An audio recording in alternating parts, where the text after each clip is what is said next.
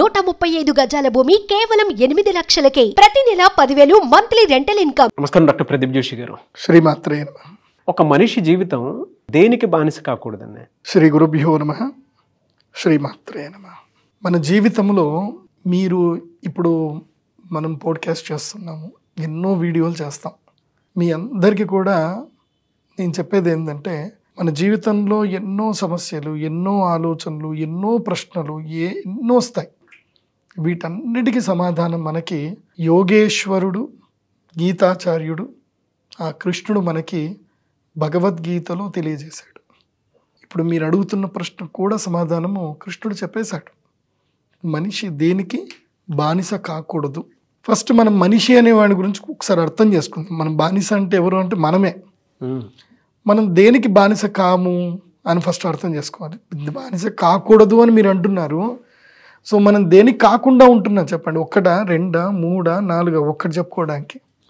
మనం పుట్టినప్పటి నుంచి మనం బానిసలమే. సో దానికి మనకి ఏం చెప్తారు అంటే ఒక ఫిలాసఫికల్ వేలో వెళ్తేనేమో ఇంద్రియాలకి మనిషి బానిస అవ్వకూడదు అని శాస్త్రం చెప్తారు. ఇది మామూలు వాళ్ళకి అర్థం కాదు. ఇంద్రియాలంటే ఏంటండి అని అంటారు. అదేదో అర్థం కాదు, సింపుల్.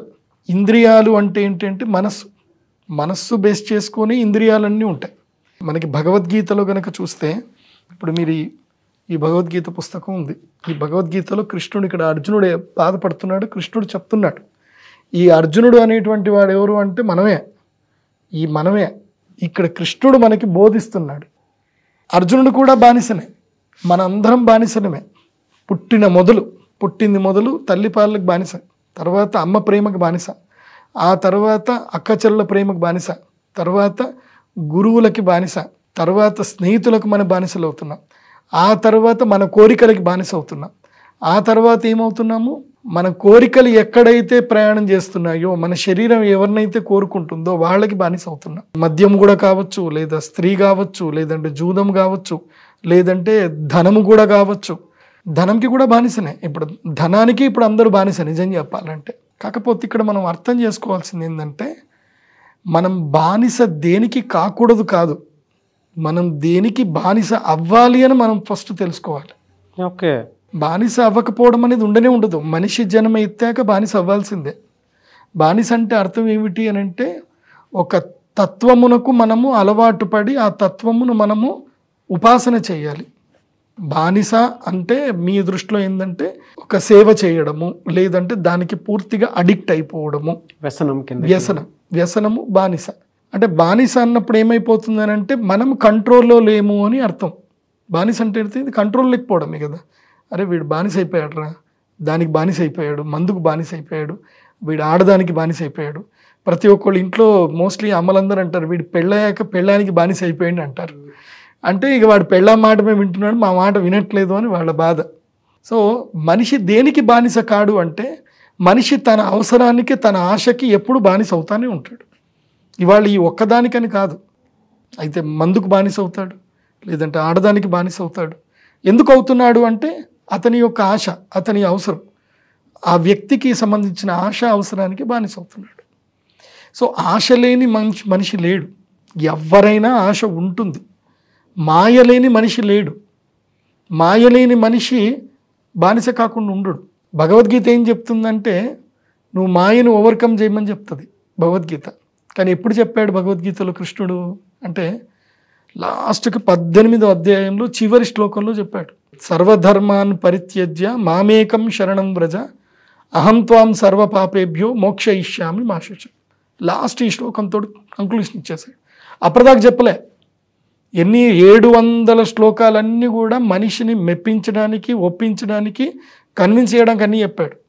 వాస్తవంగా భగవద్గీత మొత్తం కూడా ఒకే శ్లోకంలోనే ఉంది. ఏం శ్లోకం అంటే, మీకు ఇది అపరిచితుడు సినిమా చూస్తే మీకు తెలుస్తుంది. అపరిచితుడు సినిమాలో శిక్షించేటప్పుడు ఈ శ్లోకం చెప్తాడు లాస్ట్కి. ఏమని అంటే, సర్వధర్మాన్ పరిత్యజ్య అంటే, నీ మైండ్లో నీకున్న ఆలోచనలు, నీ ధర్మాలు, నీ యొక్క ఇవన్నీ కూడా వదిలే, నీ పైత్యాలన్నీ వదిలేసాయి. సర్వధర్మాన్ పరిత్యజ్య, ధర్మాలని చెప్పాడు, అన్ని ధర్మాలని వదిలే. ఇక్కడ ధర్మము అంటే ఏంటంటే కైండ్ ఆఫ్ పైత్యాలు. ఇవాళ ప్రదీప్ జోషి ఒకటి చెప్తాడు, నిన్న ఒక ఆయనకి చెప్పాడు, ఇంకొకళ్ళు చెప్పారు, ఇంకొకరితో ఇంకొకటి చెప్పాడు, పుట్టినప్పుడు ఒకటి చెప్పాడు, ఇంకో ఫ్రెండ్ ఒకటి చెప్పాడు. ఇవన్నీ ఒక్కొక్కళ్ళ ధర్మం, ఒక్కొక్కటి పైత్యాలు. సర్వధర్మాన్ పరిత్యజ్య మామేకం శరణం వ్రజ. నన్ను ఒక్కడిని నువ్వు శరణు వేడు. అహం త్వాం సర్వ పాపేభ్యో మోక్షయిష్యామి మా శుచ.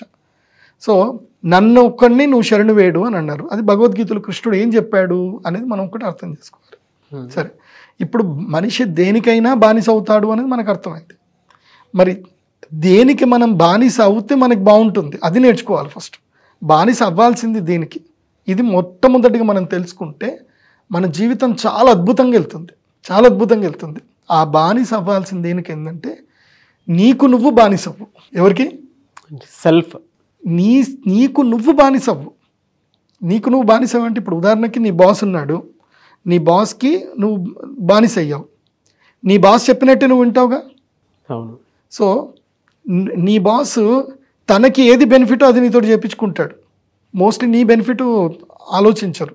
ఏం ఆలోచిస్తారంటే కంపెనీ దేనివల్ల తన వర్కర్స్ తోటి దేనివల్ల పని చేయించుకోవాలి, ఏ పని చేయించడం వల్ల తాను బాగుపడతాడు, తాను లాభం పొందుతాడు, దాన్ని బట్టి దానికి వచ్చిన లాభంతో తన యొక్క ఎంప్లాయీస్కి అందరికీ షేర్ ఇస్తాడు. సో ఇప్పుడు బాస్ ఎవరు? నీ జీవితంలో నీకు బాస్ ఎవరు అవ్వాలి? నేనేమంటాను అంటే బీ యువర్ ఓన్ బాస్. నీకు నువ్వు బానిసవ్వు. నీకు నువ్వు బానిస అయినప్పుడు నిన్ను నువ్వు దిగజార్చుకోవు. అప్పుడు దిగజార్చుకునే పనులు నువ్వు చెయ్యవు, నువ్వు తలదించుకునే పనులు నువ్వు చెయ్యవు. నిన్ను నువ్వు గొప్పగా తీర్చిదిద్దుకోవడానికి నీకు నువ్వు బాస్ అవ్వాలి. దాంట్లోనూ నీకు ఒక సేవ ఉంటాడు. నీ శరీరంలోనే సేవకుడు ఉన్నాడు, నీ శరీరంలోనే బాస్ ఉన్నాడు. ఆ బాస్ ఎవరు అనంటే మైండ్, బుద్ధి అనేటువంటి వాడు నీకు బాస్. నీ మనస్సు అనేటువంటిది ఏంది అనంటే నీ సేవకుడు. నీ సేవకుడు నువ్వు చెప్పినట్టు వినడు, నీ మనస్సు నువ్వు చెప్పినట్టు వినదు.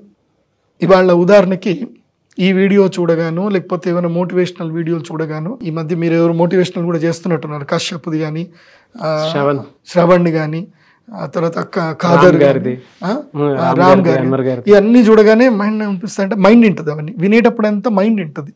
వినగానే ఇంకేంది రేపు పొద్దున్న నుంచి స్టార్ట్, ఇంకా నేను టైం టేబుల్ రాసుకుంటా స్టార్ట్ చేస్తా అని అనుకుంటుంది. ఎర్లీ మార్నింగ్ అలారం మోగానే మైండ్ ఏమంటుందంటే లేవురా అంటుంది, మనస్సు అంటుంది ఊకో ఇప్పుడేం లేస్తావు, అలారం బంద్ చేసి పడుకో అని అంటుంది. కథం మనసు చెప్పిన మాట వింటావా, మైండ్ చెప్పిన మాట వింటావు అంటే మనసు చెప్పిన మాటనే వింటాం, బంద్ చేస్తాం, ఏం చెయ్యం. అందుకే ఫస్ట్ థింగ్ ఏంటంటే మనిషి జీవితంలో ఈ 5 వదులుకోవాలి. 5 వదులుకోవాలి. వదులుకుంటే తనకి తాను బానిస అవ్వగలుగుతాడు. అలా తనకి తాను ఎప్పుడైతే బానిస అవుతాడో ప్రపంచం తనకి బానిస అవుతుంది. ఏ 5 అవి? 5లో చాలా ఇంపార్టెంట్ ఏంటంటే జిహ్వా చాపల్యం వదలాలి. నీ నాలుక మీద నువ్వు అదుపు పెంచుకోవాలి. నీ నాలుక ఏది పెడితే అది అడుగుతూనే ఉంటుంది. నీ నాలుకని నువ్వు అదుపులో పెట్టుకోలేదు, నీ మాటలు నువ్వు అదుపులో పెట్టుకోలేదు. ఎందుకోసమంటే మనస్సు బుద్ధి బాగా ఉన్నప్పుడేమో మాటలు చాలా పద్ధతిగా వస్తాయి. ఇప్పుడు నా బుద్ధి డామినేట్ చేస్తుంది కాబట్టి నేను చక్కగా మాట్లాడుతున్నా, ఎవరు నన్ను చూడట్లా, అప్పుడు నా బుద్ధి డామినేట్ చేయదు, మనస్సు డామినేట్ చేస్తుంది, నోటికి వచ్చిందల్లా వస్తుంది. ఇప్పుడు ఉదాహరణకి 2 గొడవ పెట్టుకుంటున్నారు అనుకుందాం. ఎవరితోటో మీరు గొడవ పెట్టుకుంటున్నారు, లేదా మీ శ్రీమతితోటో మీ శ్రీవారితో గొడవ పెట్టుకుంటున్నారు. అది వీడియోలో రికార్డ్ అవుతుంది అని అంటే నీ మాట ఎట్లుంటుంది? అదుపులో ఉంటుంది. అవును. ఎందుకోసం అంటే ఎవిడెన్స్ క్రియేట్ అవుతుంది అని భయం ఉంటుంది. అదే వీడియో రికార్డ్ అవ్వట్లా, ఎవరు చూడట్లా, ఎవరు శిక్షించేవాడు లేడు, నోరు అదుపులో ఉంటుందా? ఉండదు. ఇష్టం వచ్చినట్టు మాట్లాడతారు. చేతులు అదుపులో ఉంటాయా? కొడతారు. అందుకే భగవంతుడు సాక్షిభూతం అవుతాడు. ఆ సాక్షిభూతము ఉన్నదానికి మనం భయం ఏదైతే పడుతున్నామో అదే భగవత్ శక్తి. దానికే నేనేమంటాను అంటే ఎవరో నిన్ను చూస్తున్నారనో, ఎవరో నిన్ను అబ్జర్వేషన్ చేస్తున్నారనో నువ్వు సిస్టమ్ కాకు. Always you dominate your brain. నీ బ్రెయిన్ తోటే నువ్వు డామినేటెడ్గా ఉండు. నీ మనస్సులో అదుపులో ఉంటే, అంటే నీ మనస్సులో ఫస్ట్ మన యొక్క వాక్కు ఫస్ట్ మనకు చాలా ఇంపార్టెంట్. మాటని మనం అదుపులో పెట్టుకోవాలి. మనస్సుకి మాటకి లింకు ఉండేటప్పుడు మధ్యలో ఫిల్టరైజేషన్ ఒకటి ఉంటుంది, అది బుద్ధితో ఫిల్టరైజేషన్ చేయాలి. ఇక తర్వాత ఇంకోటి ఏంది అని అంటే చూపులు. నీ కంటితో ఏది చూస్తున్నావు, ఏది చూడకూడదు, ఏది ఆస్వాదిస్తున్నావు, ఏది ఆస్వాదించకూడదు, ఏది తినాలి, ఏది తినకూడదు, ఈ అన్ని డిస్క్రిమినేషన్ నీకు బుద్ధి చెప్తుంది. కానీ ఆ బుద్ధిని నువ్వు గనక ఫాలో అవ్వకపోతే నీ జీవితంలో నువ్వు అందరికీ బానిస అవుతావు. అందరికీ అంటే నువ్వు ఒకే వ్యక్తి మొత్తము ప్రపంచానికి బానిస అవుతావు. ఏది మనస్సు మాట వింటే. అదే బుద్ధి మాట విన్నావే అనుకో, ప్రపంచం నీకు బానిస అవుతుంది. సో ఈ వ్యసనము అనేటువంటి దేనికి ఏంటంటే, నీ కీర్తి కోసం నువ్వు వ్యసనపరుడిక. దేనికోసం? కీర్తి కోసం వ్యసనపరుడివిక. అలాగే నీ యొక్క కుటుంబము కోసం నువ్వు వ్యసనపరుడిక. నీ యొక్క కుటుంబము ఉద్ధారం అవ్వడానికి, గెలవడానికి నువ్వు వ్యసనపరుడిగా. దేనికి వ్యసనపరుడి కావాలి అని అంటే, కీర్తికి, విజయానికి వ్యసనుడి కావాలి. అందుకే మనకి భగవద్గీతలో కృష్ణుడు చెప్పేది కూడా అదే. నువ్వు నీ మైండ్ సెట్ ఏం పెట్టకు. నాకు తప్పు చేస్తున్నానా, ఒప్పు చేస్తున్నానా, చంపుతున్నానా, ఇవన్నీ చెయ్యకు. నువ్వు యుద్ధం చేయడం మాత్రం చెయ్యి. యుద్ధం చేయడం మాత్రం నీ కర్తవ్యం. పోరాడడం మాత్రమే నీ కర్తవ్యం. సో జీవితంతో పోరాడేటప్పుడు నీ బుద్ధిని మాత్రమే వాడుతూ ముందుకు వెళ్ళు. ఆ బుద్ధి కూడా కరెక్ట్గా ఉండాలి. అది కూడా కరెక్ట్ లేదంటే పోతుంది. ఫస్ట్ ఆ బుద్ధిని నువ్వు మంచి భగవద్గీతతో, మంచి మాటలతో, మంచి నడవడికతోటి ట్యూన్ చేసుకో. అలా ట్యూన్ చేసుకున్నప్పుడు నీ యొక్క జీవితంలో నీకు నువ్వు బానిస అయితే ప్రపంచం నీకు బానిస అవుతుంది. లేదంటే నువ్వు ప్రపంచానికి బానిస అవుతావు. సో మాట పొదుపుగా ఉండాలి, ఏది పడితే అది విసిరేయడానికి అవకాశం లేకుండా మాట్లాడేటప్పుడు రెండు అంటే మన చూపు వెళ్ళిన ప్రతి చోట మనిషి వెళ్ళకూడదు అంటారు.